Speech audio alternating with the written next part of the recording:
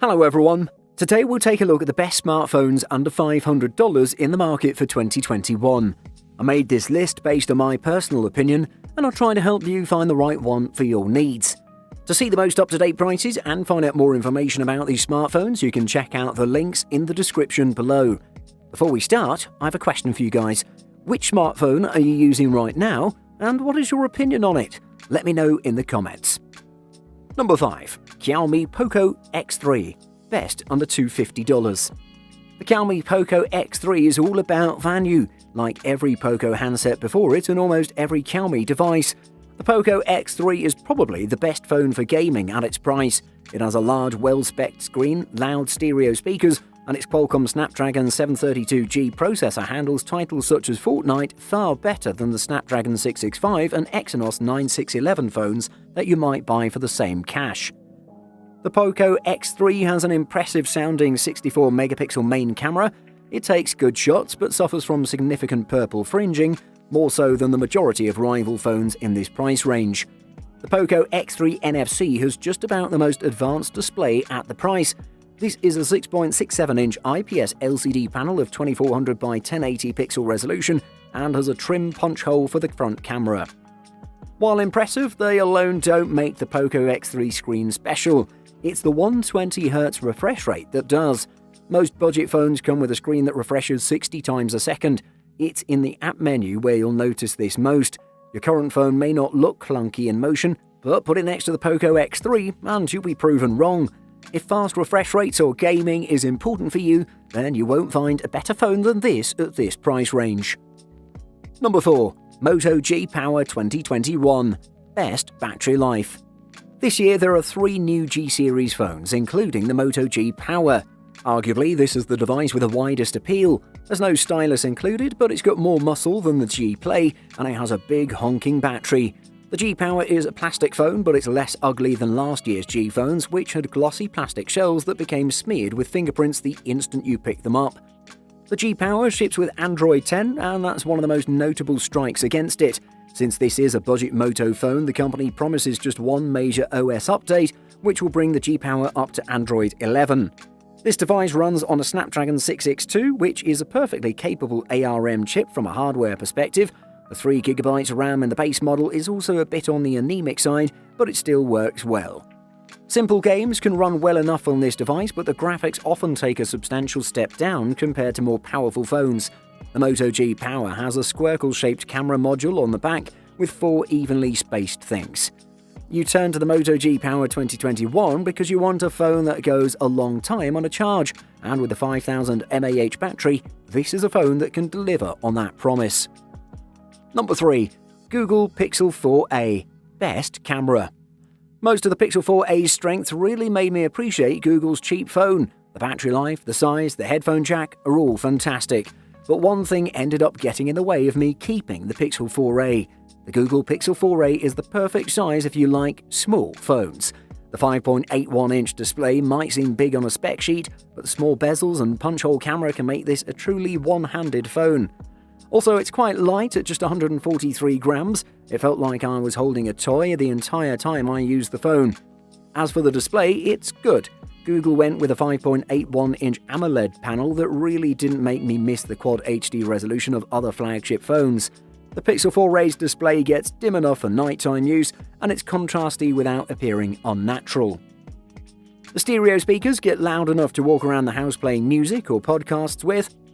Google Pixel 4a comes with a 3140 mAh non-removable battery, which is larger than the power pack in its predecessor. The Google Pixel 4a comes with enough power to ensure you can do everything you want on the phone. You get a Snapdragon 730 chipset, 6GB of RAM, and 128GB of storage. There aren't too many smartphones around these days which you can comfortably use one-handed, but the Google Pixel 4a is one of them. Number 2. Samsung Galaxy A52 5G. Best runner-up.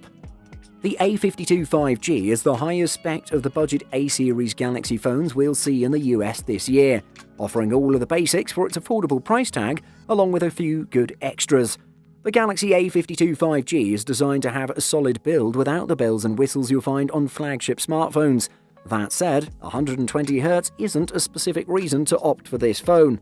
but we found it to perform well without having a noticeable difference on battery life.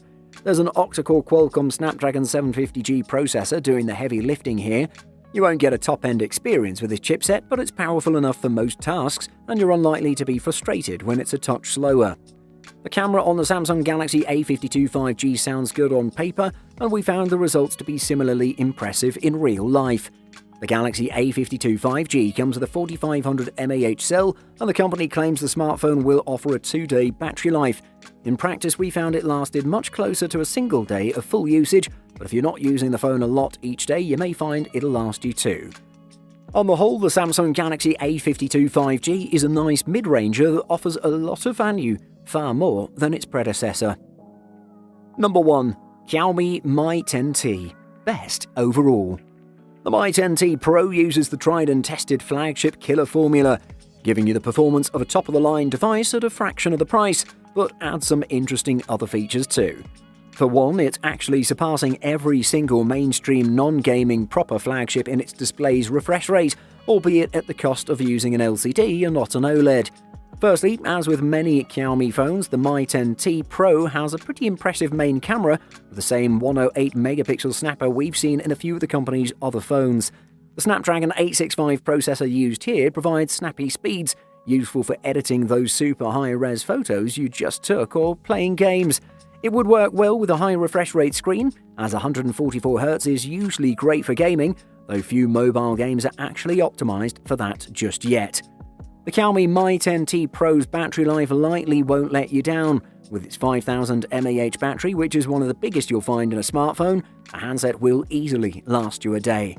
You're getting a mostly delightful package which includes smoothness on par with the best out there, a performance that's top-notch, a main camera that's better than anything else we've seen in a flagship killer that isn't the Galaxy S20 FE, amazing battery life, and a screen that punches way above expectations for an LCD.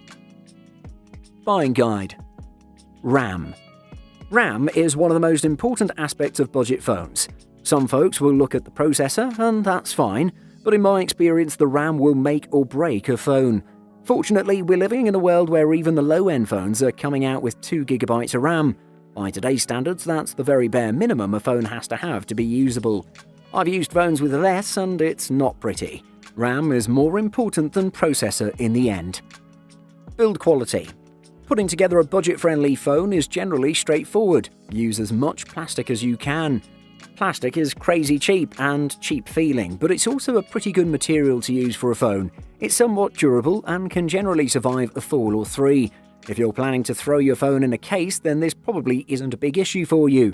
Occasionally, a mid-range phone OEM will throw in some aluminium rails, which is nice.